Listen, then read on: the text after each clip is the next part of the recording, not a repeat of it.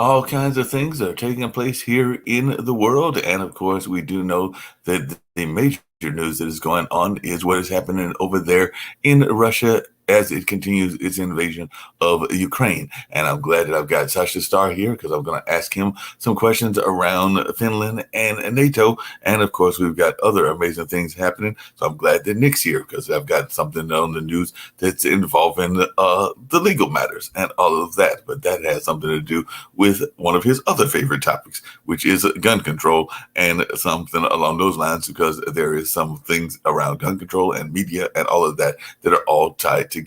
And I'll get to that story in a little bit, but we'll definitely be having some thoughts maybe from Nick about the rights of people when they sing songs in their songs and all of that. But before we get to that, I'm going to bring Sasha Starr up because, as I was just saying, I just learned recently that definitely we've got things going on with Finland and NATO, because apparently they want to help protect a certain part of the world. So Finland's accession to NATO would strengthen security in the Baltic Sea region. That is what their foreign minister said on Thursday, which of course is today, and all along those lines. And they've also heard from their president and others, which is urging the country to apply for NATO membership without delay, because they're saying that this can definitely increase the security in the Baltic region and all along those lines. So definitely looks like Finland is rushing to join NATO as they are seeing that invasion of the Ukraine continue. So Sasha, what are your thoughts around Finland's attempt to join NATO and apparently kind of protect one side of the borders and all of that? So definitely it sounds like they are saying that if you want increased security in the Baltic Sea, you might want us to join NATO. But I don't know, you lived in that part of the world at one time in your life, and you definitely followed that part of the world. So any thoughts about what Finland is saying in that sense? Because we do see that Finland is saying, hey, we are ready to join NATO. Finland is a classic case of how the country could change its foreign policy just because of one madman. The madman is Mr. Vladimir Vladimirovich Putin. The madman decided that he wants to recreate not even Soviet Russia, but Tsarist Russia, because Finland during the Tsar's time was part of Russia. So that does not protect Finland from the madman's possible attack against that, and especially to vindicate the vicious war in 1939, 1940, when little Finland with a very little army could resist Russia for months and inflicted very heavy losses. Although eventually Russia, so you can speak to, won the war and get some territorial concessions.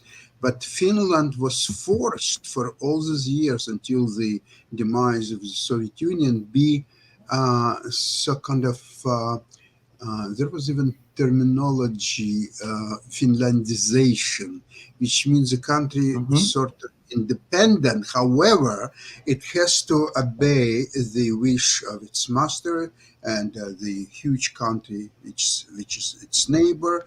And essentially, Putin wanted Ukraine go through Finlandization process and become little doggy who will jump when told so, and sit and lie and do whatever is to please its master. So Finland, which has a border with the Soviet Union, for them it's a must to join NATO, and they should have done it 8 years ago, and maybe even 14 years ago, and probably 20 years ago.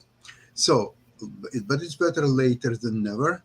So they're doing that process right now. And once Finland will be done, or maybe together with Finland, Sweden will go. Sweden is not so crucial because it doesn't have a border with Soviet Union. So in order to invade Sweden, Putin has to overrun Finland. So the Finland is a critical piece of a puzzle of these two Scandinavian countries.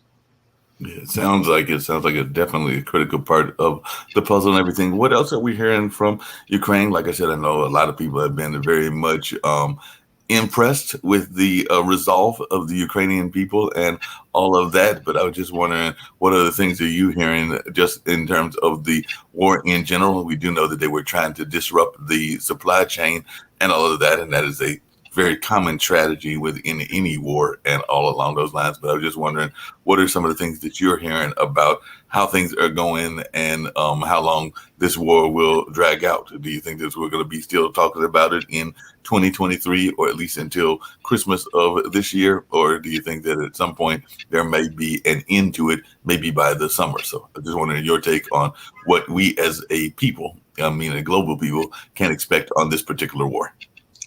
Okay, Putin's goal is not so much Ukraine as to disrupt and weaken the West and possibly disunite West. So there will be some skirmishes between US and probably Germany and maybe some other countries. So that's his goal. Now, it's very difficult to achieve that in a short-term period. So you need longer term periods. So I would say 10 years is about right time. During that time, for sure, Putin will achieve his goals, if he will be alive by that time, by the way. So what he will try to prolong this conflict, and right now you already can see that neither side can make any sizable progress. So they're digging, and Ukraine is getting more arms. Now, the Ukrainian fate is solely in the hands of the West and United States. So, what Putin also counts that the longer it will drag out this conflict, the more chances there will be that West will simply get tired of it all. They just simply not only financially but even psychologically. And they say, "Hell with this madman." Okay, what exactly does he want? Okay, he wants a piece of cake. Okay, you get that. Okay, you wanna get that. Okay, get that. Is leave us alone for Christ's sake. And Putin is very patiently is waiting for exactly that. That's why the longer it drags out, the better chances Putin has to achieve all his goals. Yeah, that makes a lot of sense. Everything, I had the pleasure yesterday of going and seeing one of my I would call him an acquaintance, not necessarily a friend, but he is from Palestine and he actually works at one of the convenience stores nearby here and everything. And one of the questions that he asked was, well, there is all these billions of dollars going toward Ukraine as it fights back against Russia. And then he was talking about the comparison between Palestine and Israel, because of course Palestine has been trying to get a nation forever and a nation of independence. And he was like basically asking me, where were those billions for Palestine when these are all these billions going to Ukraine as they fight back against Russia? So as one that served in the army and it probably has some different opinions and everything, I was just wondering, what would your answer be to those folks that might be in other countries, whether it's Palestine or whether it's one of the Koreas or some of those other kind of countries that are seeing this influx of money come in from the US and the West, and then asking the question that he asked me, which is, where's ours? So what would your answer be to folks like that? May I ask you first, what did you answer to him, if anything? I told him because, like I said, I was saying that I understood his concern. I understood what he was saying, but that the Ukrainian folks are in a fight for their life, and that I also understand that we need to support them in any way and every way that we can. So I have no problem with the money coming from this particular area to fight back Well, against that. But earlier, the madman. let me ask your friend, or you can actually answer for him. Russia unprovokedly attacked Ukraine with all its might. Hmm. You tell me, has anybody attacked Palestinians that they are being exterminated just as Ukrainians? Well, not having been one in that country, I can't say that I would answer yes and everything, even though as one that lived in that country, I got the impression that he might answer yes to that because he was giving me some time, some conversations around Operation Desert Storm and some of the things that he saw during Operation Desert Storm, including charred bodies and other things along those lines. So in Now, his statement, Desert that Storm argument. was, as I remember, Desert Storm operation was in Kuwait against Iraq. What Palestinians have to do with that? Well, like I said, he was bringing that as a comparison and making that comparison because, as a lot of times people in the Middle East will put it, they will think of all of those things being tied together. Because even though it's Iraq, and Palestine and that whole region are a part of the world, that sometimes those conflicts are interspersed or interconnected in the minds of those from those regions. So he's the one that brought it up. So that's where that conversation went and all along those lines, because he was saying that he was actually born in Palestine, but that he had lived in that part of the world where Operation Desert Storm was So taking you place. have, Like so until he moved let here, me understand that something. You have some kind of association between Palestinians and Iraq, for example, do you? mhm. Based I on mean, what? based on the conversation, there is sometimes, and I've heard this not just from him, but I've heard it from other Palestinian activists, that there are that whole region sometimes becomes a whole conversation around the power of Israel and particularly the power of certain branches of government within Israel as well. Because just like there have been conversations around some people that feel that there are far right fringes in several parts of the world, not just in um, Palestine or in the Arab nations, but also in What's the parts of difference Europe. between Palestinians and Arab nations? What's the I mean, difference? Palestinians are those that are living in Palestine. Arab nations can be anything from like Egypt is an Arab nation, Algeria is an Arab nation. That very rich nation is an Arab nation. So the Arab nations have a wide range of backgrounds. Because even Qatar, which is the one I was trying to think of, is a Arab nation as well. Because that's the one that a lot of Americans are saying that they would like to go visit because they see the riches of that area and all of that. So it sounds like the Arab nations, like many places, even the parts around the world of Africa, have a vast contrast of styles. And there are even some people, I think you brought it up, that have asked why haven't some of those rich nations actually come to the aid of their poorer brothers and all of that? Because there are some people that definitely have some clout, whether it's Saudi Arabia or whether it's Qatar or whether it's others that are in that region. And I know that in past shows you have brought up, why don't they kind of like come to the defense of their poor brothers and all of that? And we've even heard that conversation in some of our minority communities here in the U.S. because I've heard that conversation as to why, say, the athletes and the entertainers don't step up their game as well in terms of helping some of these poor neighborhoods. But sometimes people get fame and fortune, and they get whatever powers they have, and they don't necessarily want to even come back to the regions that they are from, and all along those lines. I don't know if you have any thoughts about what I just said based on some conversations that I've had with various people, and that was definitely the whole notion of maybe the rich or those that are more powerful, including in some of those regions, stepping to the forefront, particularly if they have the resources. Mark, how far into history you want to go to really understand the conflict? Because when you're having conversations with your friends or some other people, you have to be well equipped to carry this conversation. So let me help you a little bit. Please. If you go back to time of the First World War, so the Turkey had the command of all that territory. Hmm. They never really uh, treated it as the bigger Turkey, but it was their territory. And ethnically speaking, Turkish people are not the same as Arabs at all, but at least they're Muslim country or so on. So it's been there for generations. Turkish Ottoman Empire goes back to 15th century or so on. So that's was an order of things before First World War. Now, when Turkey lost First World War, then there was a Balfour's Declaration of England, and what England did, They got their territory away from Turkey, and to manage that territory, they've created purely just by geographical principles, or um, most likely than that than not. They've created artificially several countries. Hmm. Iraq, one of them, Palestine, Jordan.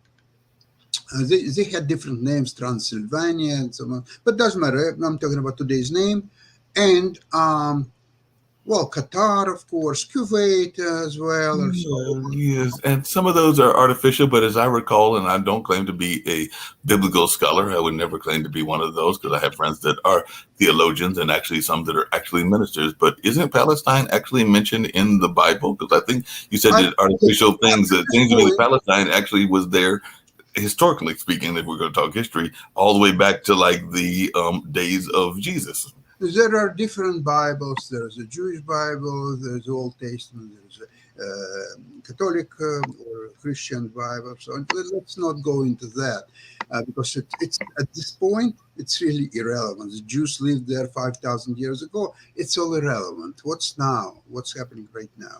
Right now, happened is that remember. So English created all the states. They never created Israel, believe it or not. Although Mm. the Jews lived there 5,000 years ago, and they lived at the time when English did this Balfour Mandate. No, there was no Israel. There was Palestine, there was Qatar, Iraq, and Kuwait, and all these countries. No Israel.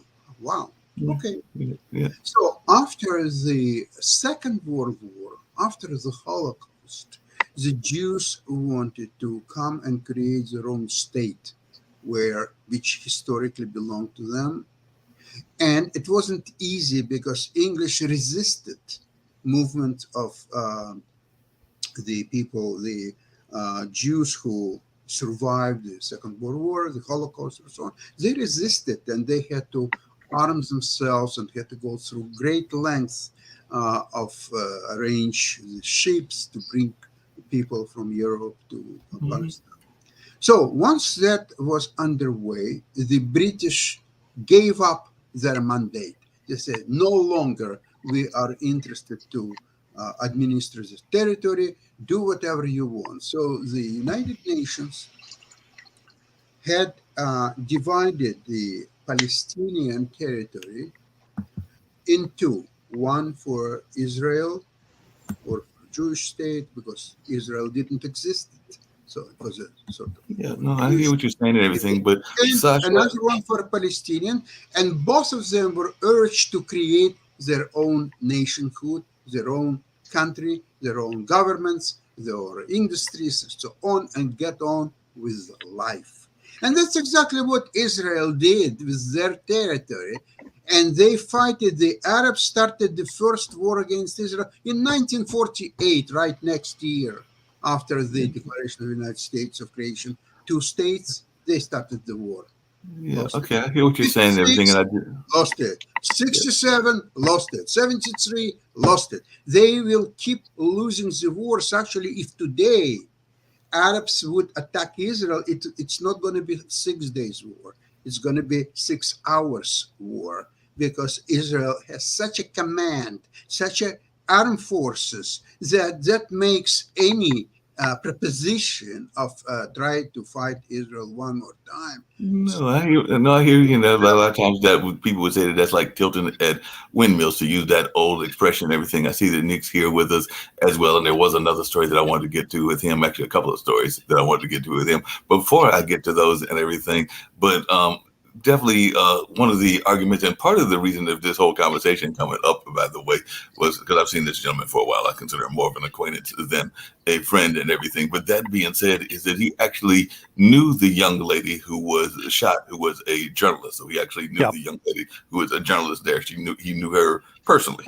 They actually spent yeah, time together and all of that. And it does seem like journalists in general, and that was one of the conversations I was going to get to, are in a danger. And like I said, sure. I'm part of that field. I think all of us technically are and everything, but definitely from the reports I'm hearing, and like I said, of course, he's biased because he knew the young lady, but even some Yeah. of the folks like our own president have said that it does seem like it was a cold-blooded uh, execution and all of that. And we've also Could have seen been. that in Mexico and places in that time frame. So what is your Yeah. thoughts about even the future of journalism when, if journalists are, I mean, definitely they're in hotbed areas. Definitely the Sure. Middle East would be a hotbed area, and definitely Mexico, where the drug cartel is, can be a hotbed area as well. But it does seem like journalists are becoming even more targeted than in the past. And some of that is because of the language, because apparently the Mexican president has not toned down his language in the way that he describes journalists and other people in this great field that we are part of. So what are your thoughts about kind of the state of journalism from some of our great leaders around the world? Because apparently they are like on the hit list right now. Not that they have been on the hit list before, but it does seem like it's a more common practice these days, I guess is the word I'm looking for, and all of that. But what are your thoughts, Nick? Well, Mark, first of all, it's probably not a good idea for you to go to Donbass and report from there. There's a good chance you'll have your butt blown away. And Yeah. that's just the reality of putting yourself in a harm's way situation. But you really can't compare. I hear I call them the apologists all the Right. time, try to compare, Israel and Palestine, or the U.S. invaded Vietnam, or the U.S. invaded Kuwait. All those situations are radically different than what's going on in Ukraine. And the deflection, which is what it is to get the speaker away from the Ukraine. In other words, let's go talk about the borders of Mexico. In other words, let's talk about anything except what's happening in Russia, Ukraine. They're called apologists because they can't win the argument on what's going on with Russia, Ukraine. They start a series of deflection. Let's talk about the United States invading Kuwait. Let's talk about the Civil War. Let's go talk about anything. But they will not talk about Russia and Ukraine because they're wrong. They're going to lose that argument every day. Because if you look at what happened with Vladimir Putin, who lied to the world, he goes, well, I have all these troops here, but I'm not going to invade. Then he invaded. And then he, unlike skirmishes, which is what you're talking about that happened in Israel, he did a full-fledged send my tanks in, conquer the country war, which is a whole different cat. In other words, it's not like Israel lined up all their tanks and invaded all the places in Palestine. That did Yeah. not happen. Okay, and so you have to look at every situation is different. The No, yeah, apologists, every situation is okay, definitely but different. the Every situation is apologists definitely don't different. want you to concentrate. They do not want you to concentrate on Russia, Ukraine. The Chinese do it all the time. They go, oh, well, let's talk about Vietnam. Right. No, we're not talking about Vietnam. We're talking about No, bloody and Russia, Nick Ukraine. and Sasha hear Thank both of you what so you're saying. much for a very somber explanation. But these people, they using the opportunity to raise their voices and to say something. It's Sure, irrelevant what they're saying. It's many that's good. times, in many cases, stupid what they're saying. But they want to say, they want to be heard, they want to get some attention, they want to get we'll see what's happened next. So far, let's raise it. Let's raise this question so people will start talk about this, a little bit that. So they deflect exactly from the main No, question. I hear the deflection, and like I said, some of the things that were said, even in the course of this particular conversation, I definitely didn't agree with because he definitely I has would said the ask same you to go thing back about. to Russia and Ukraine. Go back to the issue before you, counselor. Do not switch to another issue that is totally different. That's Talk exactly And about what Russia, you did, Ukraine. Mark. When we were discussing situation in Ukraine, all of a sudden you brought your friend with his concern about Palestinians. How dare you Oh, are? How is wait, it possible even? wait. Why don't we talk about What? Roe? Why don't we talk about Roe versus Wade and all the killings of the unborn? I mean, come on, Mark. You know well, the like I thing is, said, it's that was part of the deflection. conversation. I was just bringing in some of the conversations I that know, but happened. I'm just saying. I talk to these people all the time, Right. and the thing is, it's almost like talking to a 3-year-old child. Please focus on the issue at hand, counselor. The issue at hand is Russia and the Ukraine. Did Russia create a problem in the Ukraine? The answer is yes. Is he trying to blame it on NATO or blame it on Nazis that are in Russia? Yes. Does he have any proof? The answer is No. Is there one or two Nazis running around Ukraine? Of course there are. There are Nazis in the United States. There's Nazis in Canada. This is insane. So what you have is just major deflection to get away from the error that who this guy Vladimir Putin did, which was a big blunder. He will lose this war now. He needed to win it real quick, Sasha. He's going to lose it because let's look at the realities. Our population is twice large as theirs, even then some. Our military budget is 10 times bigger than theirs. 10 times. Every time he sends a rocket over, we're going to send 10. He is not going to win this now. Now he's positioned to lose. And the only reason is because of Ukrainian people. Because notice Afghanistan, they had a big army, but they didn't want to fight anybody. They just want to get paid, hang out. So the United States left and they just went, okay, Taliban, take over. They don't care. Ukrainians are different. They really don't want the Russians in their backyard. Okay?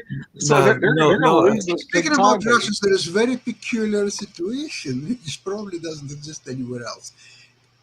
They become now very stringent and economical about their rockets, especially hypersonic rockets.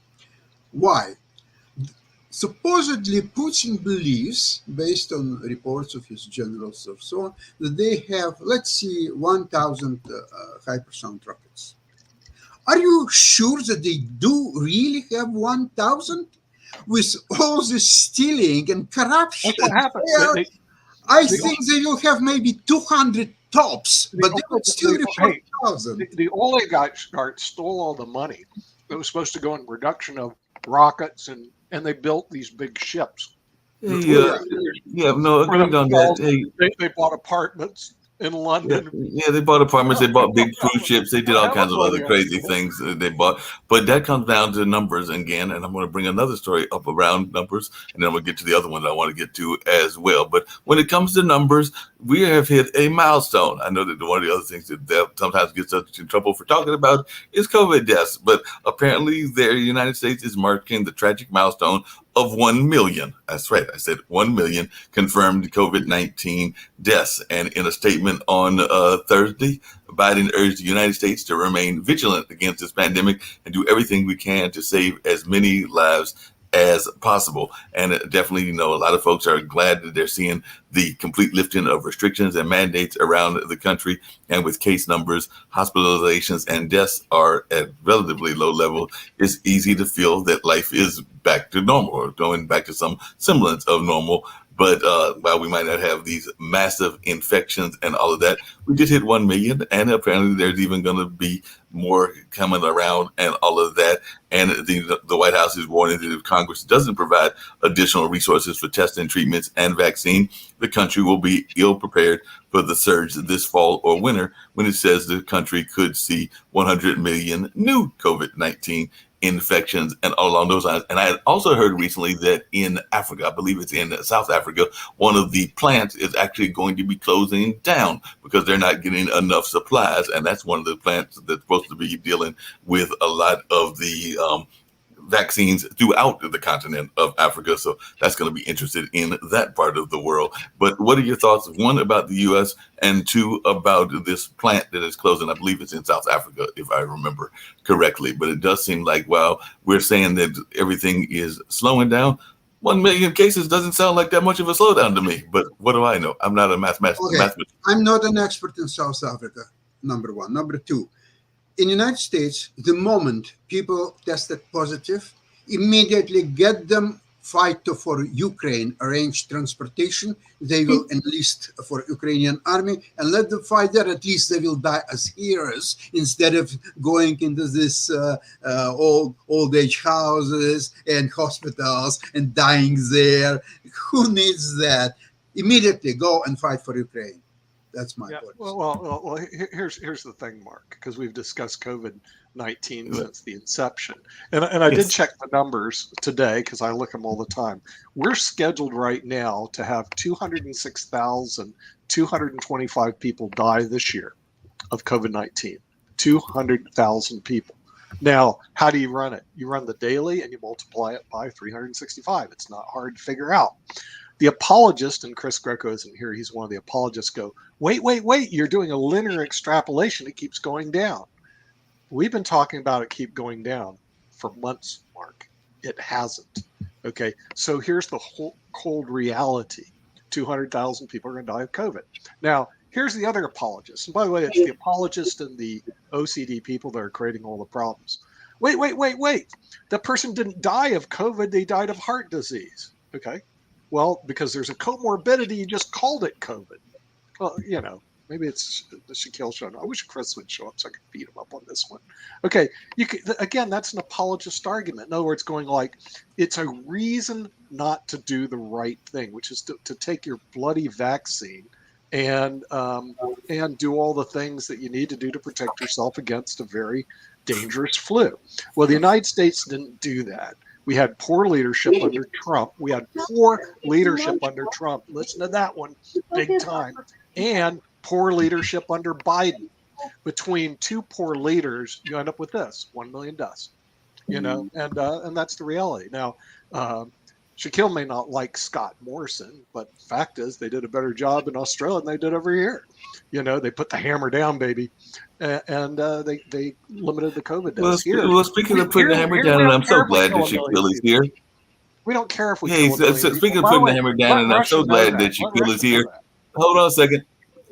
Speaking of putting the hammer down, and I'm so glad that Shaquille is here because this is going to loop a lot of the issues in together. And I was hoping that Shaquille would appear. And I'm definitely glad that you're here, Nick, and everything. Because, down in Atlanta, there is a major superstar that has been busted for racketeering. And part of the conversation that has gone around is, one, the lyrics of his songs, because in his songs, he actually does say that he can order the hits and he doesn't actually press the buttons and all of that. So that's actually one of the evidence that they're using against Young Thug and Gunna, who are two very well known. I think they've even won Grammys and everything, rappers and everything. And there's also been conversations, once again, you're going to love this one, Shaquille, around gun control and how it ends up being impacted by the African-American community, because apparently there is an influx of guns in the African-American community. And that is part of what this whole RICO indictment is also supposed to be dealing with as well, because they have said that statistically there has been an influx and we have seen black on black crime and other things that have gone on. So this is supposed to be part of the government's crackdown in order to get guns out of hands of bad people and criminals and all along those lines. And while they had this charge and they got and did this whole RICO bust, they have come down on one of the rapping legends, if you believe in such a thing. But definitely, as I said, I was watching yesterday and they definitely said that some of his lyrics are being used against him because he basically is doing what we've said Trump has done. So some of those songs, he's actually inciting people to actually be involved, and he's also bragging and having some bravadocio kind of claims about what he has done. And there's this whole conversation in the rap industry about the real thugs, because there are some real thugs that then become rap stars, and those that couldn't survive a day in Compton or any of the really rough neighborhoods, because that's the whole conversation about whether, because Ice-T is definitely one that was legitimately in the life, as they call it, and everything, whereas Ice Cube, maybe not as much. He might have been like a suburban kid that just knew how to act tough and sing tough. But apparently this hip hop guy, the Young Thug, and his buddy Gunna actually do live the life and all of that. So from a legal standpoint, what are your thoughts? Because it's got all kinds of legal ramifications in terms of the lyrics and whether they can be used as evidence and all of that. And also this whole notion of there needing to be stricter gun rules in certain communities, because there has been an uptick, and that was one of the other statistics that I found in the African American community, with more people owning guns and definitely using those guns for bad purposes and all along those lines. So your thoughts on all of that, because that just came out yesterday. Well, from what I understand, Australia, they took everybody's guns away. They took all the toys away. But I can't speak for Australia since we have the voice of Australia right below me. So it's not the voice. It's definitely not the voice of Australia. He can talk about the guns being confiscated. I don't represent Australia at all. I'm going to touch on the Ukraine conversation you guys had just before I came on. I think that Sasha's right, that there's a real risk that the West over time will just get tired of it. Especially if there is less deaths associated with it, which is what tends to happen when there's all sort of a standoff, is that, people have already fled. And so, in the very fickle news cycle, people's minds wander onto other things because it's not their country. It's very far away. People stop caring about it. And certainly you've got some people in the conservative side of American politics today that are really not happy about the 40 billion that's been sent across to the Ukraine. And there's also been some questions about, how much weaponry and how many resources, financial resources, can the West sustain over what period of time without an outcome. So I think that does leave Ukraine in a precarious position. They're not in a precarious position just yet, but the longer that it goes on, it does leave Ukraine in a precarious position that, some of the assistance that they're getting from the West may wane over time. As for Nick's comments about Australia getting it right on the vaccine, well, we didn't actually. Our Prime Minister had told everybody that we should get the AstraZeneca vaccine. It was going to be manufactured locally, and he did not order Pfizer. Afterwards, it was found that there was a heightened chance of heart attacks in people under 50. And so it became not the medical advice in Australia to get that vaccine. Then we had an uptick in COVID cases. So all of a sudden it became that, yes, you should get it, because although the risk of having blood clots and heart attacks associated with those blood clots is still there, that risk is worth taking versus the gross risk of dying from COVID. So, you've got all this sort of mixed messaging. I think, the same thing with Canada, where Canadians were told, yes, you can have the Pfizer vaccine and then the Moderna vaccine. And I need to find out that they weren't then able to travel into the United States, or if the US let them in, that they could go to a certain nightclub or to a certain, private business and be told, well, we as a private business don't deem you to have been vaccinated properly, requiring those people to then go get the vaccines again. So I think it's a terribly more complicated situation. Although, yes, Nick, I do think that leadership is part of the reason for it. I don't think that it's fair to blame really this on any particular leader, whether that be Trump or Biden for that matter. I think there's only so much that the government can actually do. $1 million is a lot, but there is only so much that any government collectively or not can actually do, and I don't think you want to be faced with the same sort of lockdowns that Australia had. Mark, as for your comments about these rappers in Georgia, I don't know what their music's like. Rap's not really my style. I find it a bit too angry and violent for my liking. But let's just remember that these guys are accused of racketeering. They're accused of setting up a street gang to go after their rival rappers. The gang is accused of having committed murders, etc. So, I don't think there's any sort of race element to them being targeted because of their lyrics, all right? And as for more strict gun controls, only if you can show me that criminals are going to obey those stricter gun controls would I say that makes any sense. I don't think it makes any sense at all. I think that just sounds well. I mean, ridiculous. two things, Shaquille. One is that surprisingly, two things. One is surprisingly. I was just going to bring up a couple of things just to clarify. One thing, surprisingly, that gentleman that I was talking to yesterday, and like I said, I didn't know that it was going to become as much a part of the news, but I did just find it we could use it as a fodder to have some of the conversation. But he surprisingly was a pro-Trump person, because he finds that Biden is kind of old and everything, and he's hoping that they think Trump has said some things around his ideas around Palestine and Israel that he actually liked. So, and definitely he was more of a Trump supporter, and that actually surprised me, because when we were having our conversation, and it wasn't that long ago, it was actually late last night, that he was like, yeah, I can't stand Biden because he's too old, and and he basically called him some other names and all of that. And then I asked him, well, Trump might be running again. Are you going to vote for him? He's like, oh, heck yes. I like him. I like him a lot, and all of that. And I like some of his views, including his international views and all of that, which actually surprised me. As for the statistics, and these are from last year, even though I've heard some that are more current, and I'm trying to find those, but they have said that young African-American men and teens make up more than a third of the firearm homicide victims in the USA in 2019. So this is one of them cases where disparity is not working in the favor of the African American community and everything, because the analysis titled "A Public Health Crisis in the Making" found that although African American men and boys ages 15 to 34 make up just 2% of the nation's population, they were among 37% of the gun homicides in that particular year. And that's 20 times higher than the European males of the same age category. So, like I said, and black on black crime is a major issue in society. But Mark, the what I think you try to adduce from those statistics is that somehow there is some kind of a conspiracy, the secret conspiracy in America to try to hold blacks down. The reality is this is something that people have talked about now, including President Obama, for quite a long time, and it's black on black crime.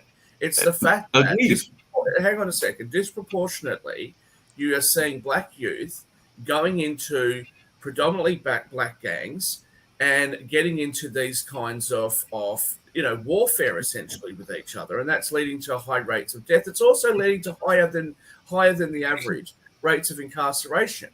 And instead of actually trying to address, people then try to create racism. There is no question in my mind, and I think any reasonable person's mind, that there is some racism that exists in the United States today, and that the United States is reeling from a history which has been more recent in its treatment of especially African American people, and what's happened with slavery being more recent in America. No, and this is actually this is what I want to hear from Nick. Hold on a second, because you were trying to make some inferences that weren't necessarily true. So I want to get to those inferences. No, let me finish my sentence. No, but I want to get to those inferences that you were making and everything. One, I never tried to say that it was race-based and everything. Did you let me finish my sentence or not? Okay, finish your sentence. There's no question that those things still affect the United States. But when people start saying things like the higher rate of incarceration proves that there is systemic racism against blacks, and then ignore, when it suits them, ignore that there is a higher rate of criminal activity and gang activity in black youth, and then they flip it, and then they say, well, look, we've got higher levels of black victims of shootings, but ignore who actually shot them. You can't just pick and choose statistics like that. And I think that whatever the problem is going to need a more holistic solution than just to somehow try to imply that it's all Whitey's fault. And nobody said that. And that's what those inferences that you were trying to make and everything. Because this comes down to gun control. This comes down to gun control, which is why I want to hear from Nick and everything. Because one of the things that is oftentimes brought up and everything is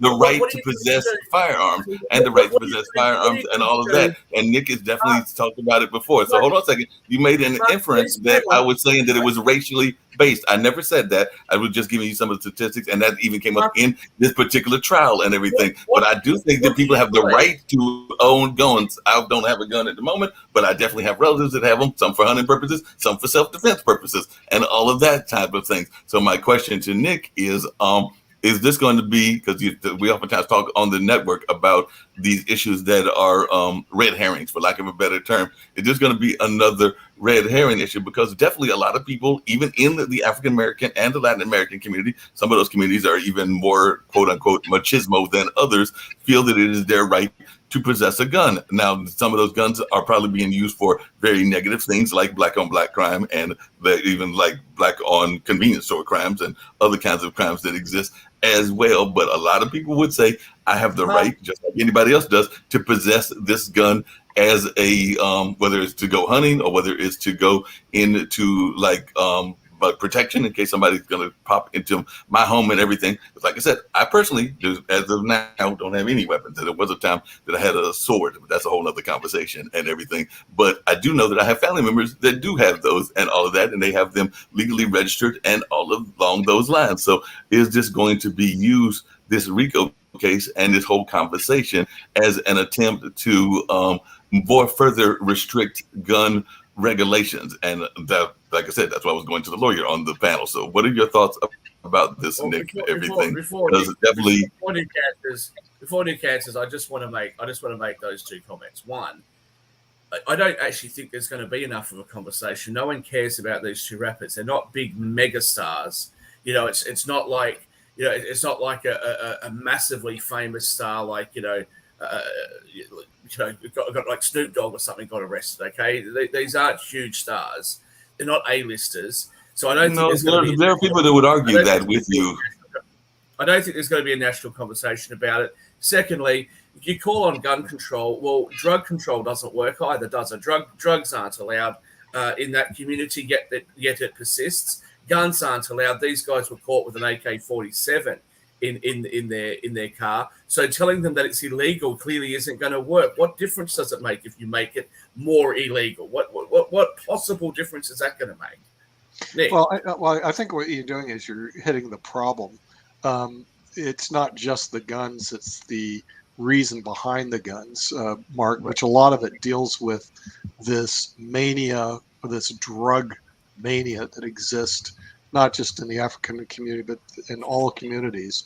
That the real problem starts with our government war on drugs, with Nancy Reagan going, "Oh, we're going to do a war on drugs and create criminals out of people that have drugs." Okay, and they didn't deal with it properly. So when the government under Nancy Reagan didn't deal with this issue properly, and drugs and the use of that is more of a mental issue than it is a boy, if they take fentanyl and oxycodone, it's all bad, bad, bad.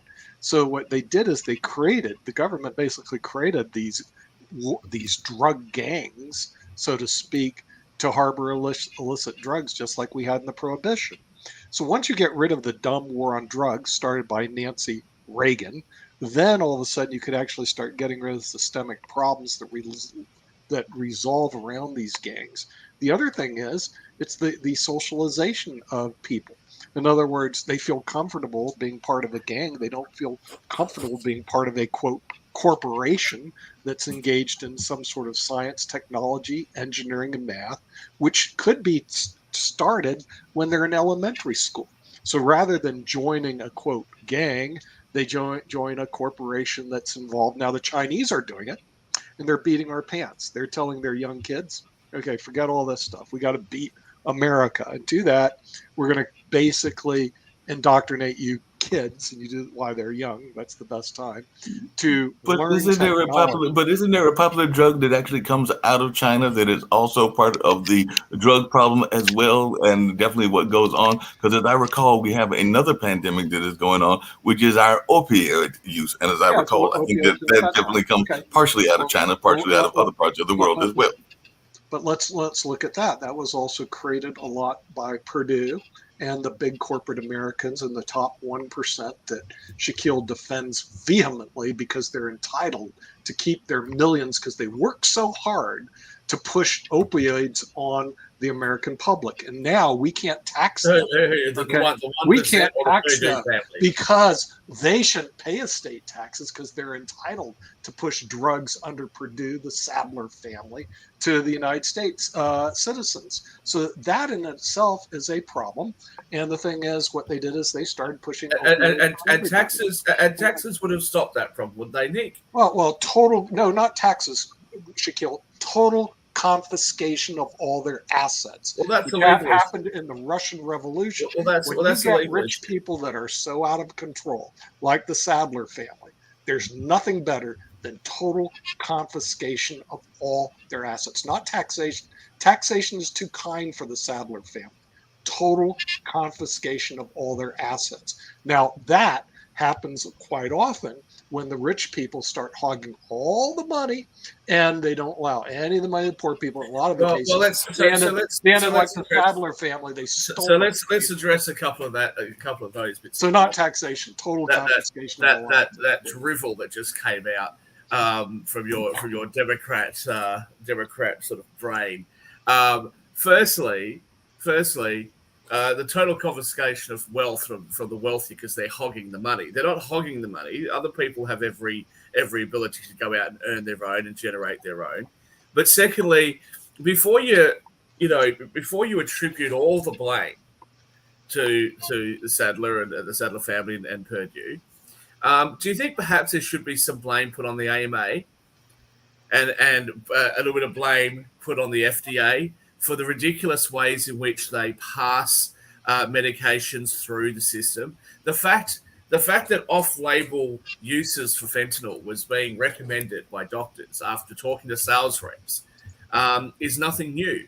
And it happens because of a cumbersome regulatory framework in the United States that prevents there from being easy access to life-saving and cutting-edge medications. And that's why the United States lags behind a number of other similarly wealthy countries around the world, because they've been completely lobbied by pharmaceutical companies. You have the AMA that restricts the amount of doctors that you have per capita in your country. They also have ridiculous things like saying to medical schools, we won't give medical license to any of your students unless you hit certain quotas, gender-based, race-based, of course, sexuality-based, etc. As if, and if they don't, if they fall below that quota, then all of a sudden another kid who goes to that, who's gone to that university, is going to find that they can't get a medical license, not because their results aren't good enough or they haven't studied hard enough, but because the school hasn't met a gender quota. It's absurd, and I think maybe that would have something to do with why not just fentanyl but other drugs have gone completely out of control in the United States. Speaking of absurd, hold on a second. I totally agree with you. Hold on a second. We need more government. I agree with you, Shaquille. No, we don't need more government. Even I don't think that. What we need, Councillor, is if you think that the Sadler family should have their assets stripped away from them and confiscated, what I would say to you is perhaps the American people should write right out the front of the Capitol and say, you know what, when politicians have made decisions that have resulted in a bad outcome for the everyday American person, those politicians that have made tens of millions and hundreds of millions of dollars should have their assets confiscated. Absolutely correct. Shaquille and Nick, hold on a second. Shaquille and Nick. To allow this to take place. No, Shaquille and Nick, I have another question for y'all. No, we only got a little bit of time, but I've got a couple of questions for y'all and everything. But one of the questions is that we're seeing a new issue that is being arisen as well, which is that a lot of people are now being accused. I think there was a comedian recently, and there was definitely one of Trump's candidates and all of that with sexual harassment. So is this also going to be one of those hot button issues that we're going to see pulled out of the woodwork left and right? Because I just saw, and I forgot the gentleman's name, a comedian that's been accused of sexual harassment. We do know that there was that one candidate that Trump backed that was accused of sexual harassment. So as we're having this, as Shaquille likes to put it, this more woke kind of environment, is this something else that we can look forward to seeing is more of our public figures being accused, whether it is true or not? And I don't know if y'all have any thoughts about that. No, I think it loses its power now. I think people just expect it. Yeah, it's like, oh yeah, all right. There's another politician. He's a white man. All right, there'll be somebody who makes an accusation. There's not going to be any evidence of it. Yeah, okay, cool. Like, it just doesn't carry the weight anymore that it used to. And this was the big fear of people that said to the Me Too movement that you've got to be careful in who you're targeting, because if you target too many people, then all of a sudden this becomes another everyday occurrence, and it cheapens the allegation. Now, the Andrew Cuomo, he's accused of what?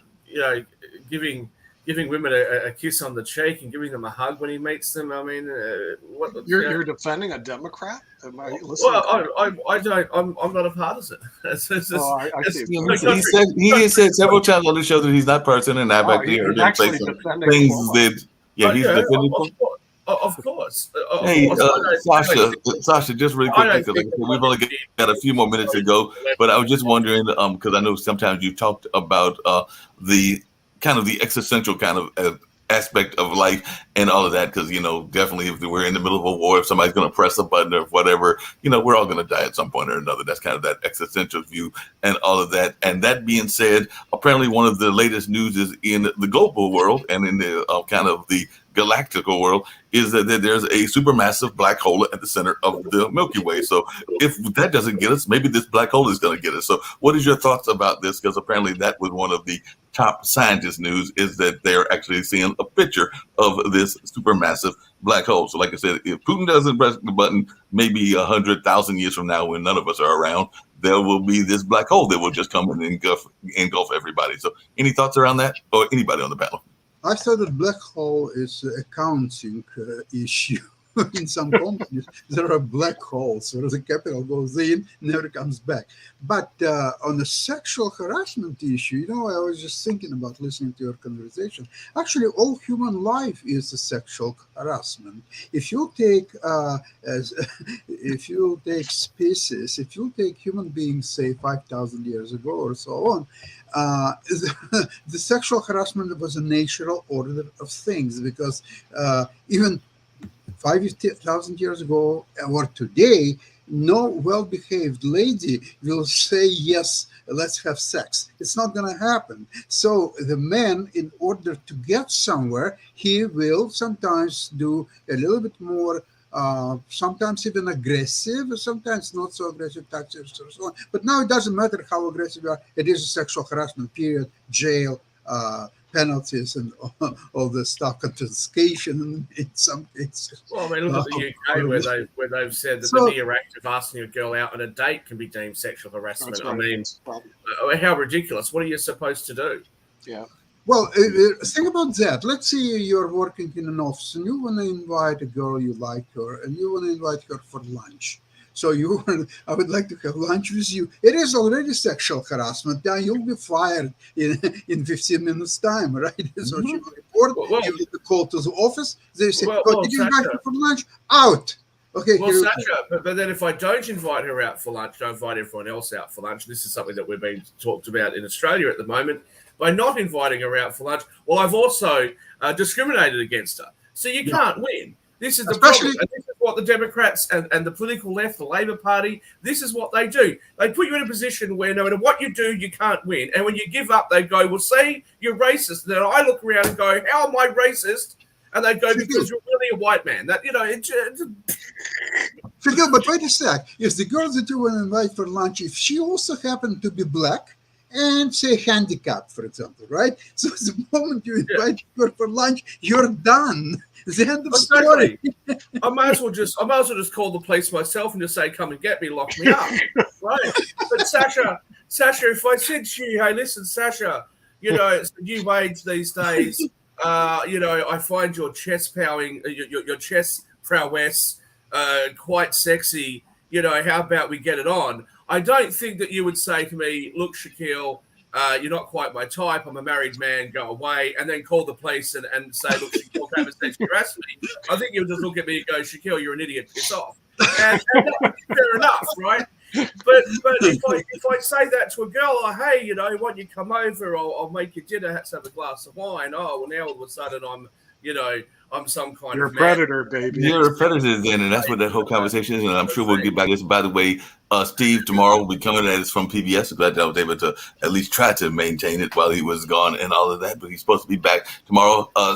Sasha, you'll be glad to know that yesterday one of my guests was actually from Canada. He was a stand-up comedian, so we got some Canadian humor going on and all of that. And he definitely was even talking around some of the political stuff, because he was talking about that y'all, as he put it, three parties. He said that y'all sometimes have a fourth one that sometimes works, sometimes doesn't. I think he was talking about the Green Party, but he definitely had some great comedy. So Brad Goss, rhymes with boss, was one of our guests along with several others. So if you want to go back and watch that, he was actually the first guest on yesterday's online dinner party. So just glad to have some representation from Canada, because Shaquille will tell you I sometimes grab some people from Australia as well. So always glad to have folks from around the globe on the show, the various shows that we do. And on that note, unless Nick has got some thoughts about us being on Roku or something else, I'm going to hear these folks running in and out, and we're going to get on out of here. Right. We're on Roku. What can I tell you? Cool.